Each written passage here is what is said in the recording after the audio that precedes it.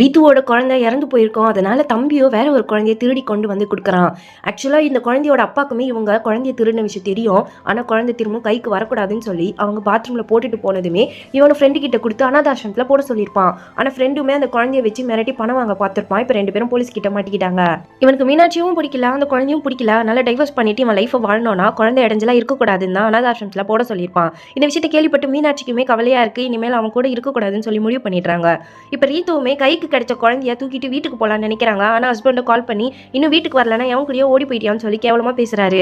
ரீத்துவோ கோவப்பட்டு இத்தனை நாள் உங்க கொடுமையெல்லாம் அனுபவிச்சு அவங்க குழந்தை என்கிட்ட கிடையாது, நான் இனிமேல் உங்ககிட்ட வரமாட்டேன்னு சொல்லிடுறாங்க. இப்ப அப்பா அம்மா வீட்டுக்கு போனாலுமே இவங்க ஓடி போய் கல்யாணம் பண்ணிக்கிட்டதால சேர்க்க மாட்டாங்க. ரீத்துக்குன்னு இப்ப இருக்கிறது தம்பி மட்டும்தான். ஆனா அவனுக்கு கஷ்டம் கொடுக்க கூடாது சொல்லி ஃப்ரெண்டு கொல்கத்தால இருக்கா, அதனால நானுமே போயிடுறேன்னு சொல்றாங்க. ரீத்து தம்பி தண்ணி வாங்கலான்னு போகும்போது ஹீரோ கிட்ட மாட்டிக்கிறான். அங்க போலீஸும் வராங்க. இப்ப எல்லாரும் துரத்தி பிடிக்கணும்னு நினைக்கிறாங்க. ஆனா தம்பி எஸ்கேப் ஆயிடுறான். ஆனா அதுக்குள்ள அக்கா ட்ரெயின் ஏறிட்டதா ஃபோன் பண்ணி சொல்றாங்க. நான் பத்திரமா போயிடுவேன், இனிமேல் நீயும் கவலைப்படாதுன்னு சொல்றாங்க. ஆக்சுவலா இவங்க டிக்கெட் புக் பண்ணது ஹஸ்பண்டுக்கு மெசேஜா போயிருக்கும். அவருமே ட்ரெயின்ல தேடி வராரு. வேற ட்ரெயின்ல டிக்கெட்டை புக் பண்ணி ஹஸ்பண்டை குழப்பி விட்டுட்டு இவங்க கொல்கட்டா ட்ரெயின்ல ஏறிடுவாங்க. ஆனா ஹீரோவுமே இப்போ இவங்களை ஃபாலோ பண்ணி அதே ட்ரெயின்ல ஏறிடுறாரு. இப்போ போலீஸ்க்கு கால் பண்ணி குழந்தைய திருடின லேடி ட்ரெயின்ல தான் போயிட்டு இருக்காங்க, அடுத்த ஸ்டேஷன்ல வாங்கன்னு சொல்லி கூப்பிடுறாரு. போலீஸும் வராங்க. ஆனா குழந்தைய ரீத்துவும் காணும். இப்போ அவங்க ஃபுல்லா தேடி பார்த்துமே கண்டுபிடிக்க முடியல. ஆக்சுவலா ஹீரோ குழந்தைய ரீத்து கிட்ட இருந்து அப்பவே வாங்கிடுவாரு. ஆனா அப்பதான் ரீத்து ஒரு விஷயத்த சொல்றாங்க. இவங்க குழந்தைய கொண்டு போய் மீனாட்சி கிட்ட கொடுக்கலான்னு தான் போயிருப்பாங்க. ஆனா மீனாட்சியோ இந்த குழந்தைய வளர்க்குற அளவுக்கு நான் டிசர்விங் கிடையாது, அதனால இந்த குழந்தைய நீங்களே வச்சுக்கோங்க அப்படின்ற மாதிரி சொல்லுவாங்க.